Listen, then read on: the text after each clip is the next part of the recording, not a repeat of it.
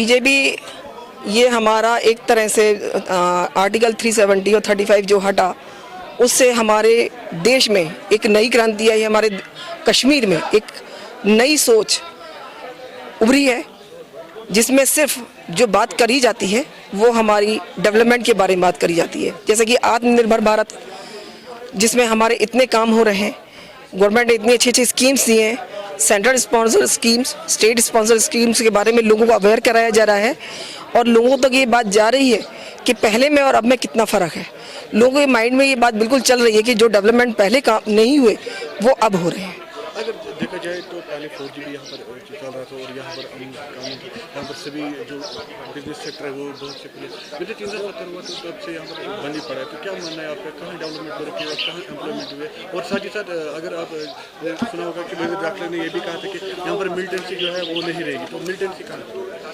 देखिए, मिलिटेंसी तो ख़त्म आने वाले टाइम में पूरी तरह से ख़त्म हो जाएगी और बहुत कुछ हुई है।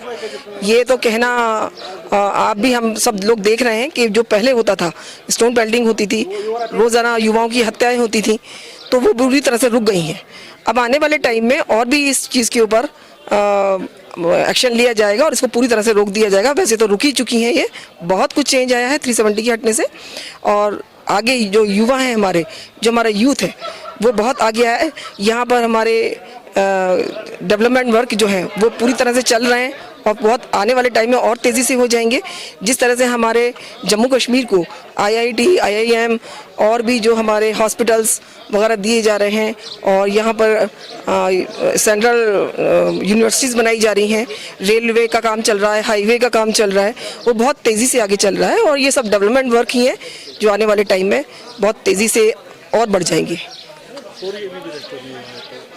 4G भी हो जाएगा, वो पार्टी डिसाइड कर सकती है और गवर्नमेंट भी डिसाइड करेगी। वो जैसे जैसे टाइम नज़दीक आएगा सब कुछ धीरे धीरे हो जाएगा, इम्प्रूव होगा। बहुत सारी पार्टी का ये भी मानना है कि बीजेपी ने सारा कुछ यहाँ पर दबा के रखा है और यहाँ पर जो पॉलिटिकल प्रोसेस है वो स्टार्ट नहीं करने दी थी और साथ ही साथ आज ऑल पार्टी मीटिंग्स भी थी और उसको भी नहीं करने दिया गया। तो आपका क्या मानना है इस बारे में? नहीं, ऐसा बिल्कुल भी नहीं है कि इस तरह से किया गया है। ये हमारे पास कोई इसका किसी भी तरह का प्रूफ नहीं है। ये सब पार्टी ने की तरफ से पूरी तरह से सब लोग खुले हुए हैं। वो पार्टी ने कहा भी है कि पॉलिटिक्स करिए, आइए सबको, जैसे हमारे माननीय प्रधानमंत्री जी ने ये बात बोली है कि सबका साथ सबका विकास, तो हम लोग उसी के ऊपर चलते हैं और आने वाले टाइम में सब कुछ बेहतर होगा। उम्मीद है कि सब कुछ ठीक है। कल अगर पाकिस्तान ने जो मैप दिया है उसमें जो कश्मीर को अपने मैप में रखा है, तो आपका क्या मानना है? नहीं, इस बारे में पार्टी ज़्यादा जानती है, मैं इतना कुछ कह नहीं सकती पार्टी के हाथ में। आज 5 अगस्त है, ये वो दिन है जिस दिन नफरत की दीवार जो पूरे देश और जम्मू कश्मीर को आपस में बांट रही थी, जिसका नाम था 370, वो नफरत की दीवार ढह गई। आज जम्मू कश्मीर का शहरी भी फख्र से कहता है कि मैं हिंदुस्तानी। वो पहले भी भारत का अभिन्न अंग था, लेकिन कहीं ना कहीं जो अलगावाद की भावना, जो इसको यूज करके चाहे सेल्फ रूल का नारा देके, अटानमी का नारा देके, कोई आज़ादी का नारा दिया था, वो रह गए। और आज अब खुशी इसलिए मना रहे हैं। देखिए, भारतीय जनता पार्टी जब से बनी है तब से हमारा स्लोगन था एक विधान, एक प्रधान, एक निशान, वो कंप्लीट हो गया।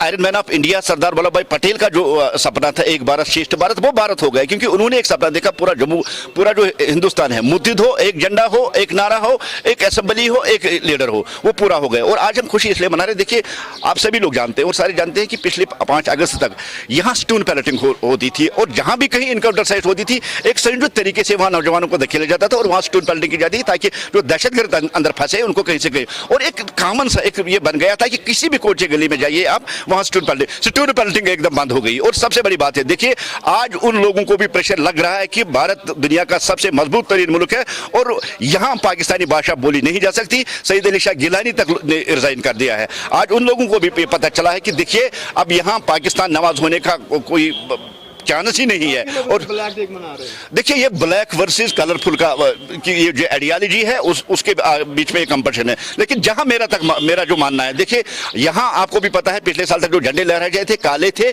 उन पर लिखा था ISS। मुझे लगता है ब्लैक झंडे लहराने वाले संपैथाइजर है ISIS के, और इसलिए वो यहां ब्लैक झंडे आज भी लहराए और उनको देखना चाहिए। देखिए, आज देश का तिरंगा, देश का झंडा जो कलरफुल है, जो रंग बारंग से भरा हुआ, जिसमें मुसलमान की भी निशानी है, जिसमें हिंदू की भी है, जिसमें अमन की भी निशानी है, आज वो लहरा जाए। उन ताकतों को, उन पार्टियों को भी ये देखना चाहिए कि अगर आज सारी देश में खुशियां मनाई जा रही तो हम जो ब्लैक डे मना रहे कहीं ना कहीं हम आईएसआईएस को अंदर से सपोर्ट या कर रहे हैं या अनजाने में हम आईएसआईएस को सपोर्ट नहीं कर रहे।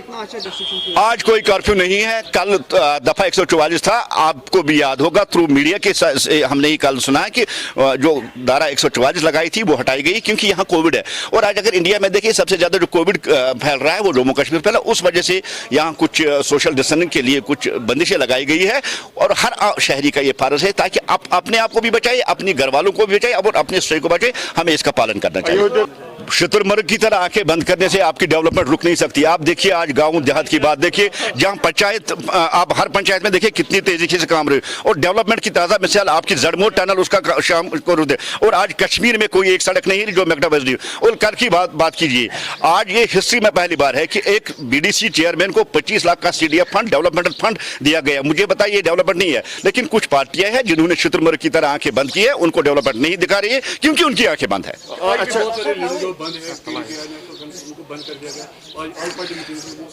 महबूबा जी बंद है और कोई बंद नहीं है। सागर साहब को छोड़ दिया गया, उमर साहब को छोड़ दिया गया, डॉक्टर फारूक साहब को छोड़ दिया गया। ये बहाना है पॉलिटिकल प्रोसेस से दूर भागने के लिए क्योंकि उनके पास कुछ नहीं रही है। उनकी दुकानें बंद हो गई, चाहे वो सेल्फ रूल वाले हो चाहे वो ऑटोनॉमी वाले हो। बहुत खुशी की बात है और 5 अगस्त शुभ दिन है क्योंकि यही वो दिन है जिस दिन जो नफरत की दीवार थी वो ढाई गई और दूसरी जो दीवार जो सदियों से चली रही, 500 पुराना मसला, देश के प्रधानमंत्री ने उसको भी चालू कर दिया। न हिंदू को कोई गिला रहा, न मुस्लिम को कोई गिला रहा। और आज अगर वहां पूजा हो रही है तो हम भी खुशी के साथ इस बात को कह रहे हैं कि उन्होंने इस मसले को इस तरह से हल किया। न हिंदू नाराज रहा, न मुस्लिम नाराज रहा। मैं देश के प्रधानमंत्री को इसके लिए मुबारकबाद और पूरी हिंदू कम्युनिटी को इसके लिए मुबारकबाद।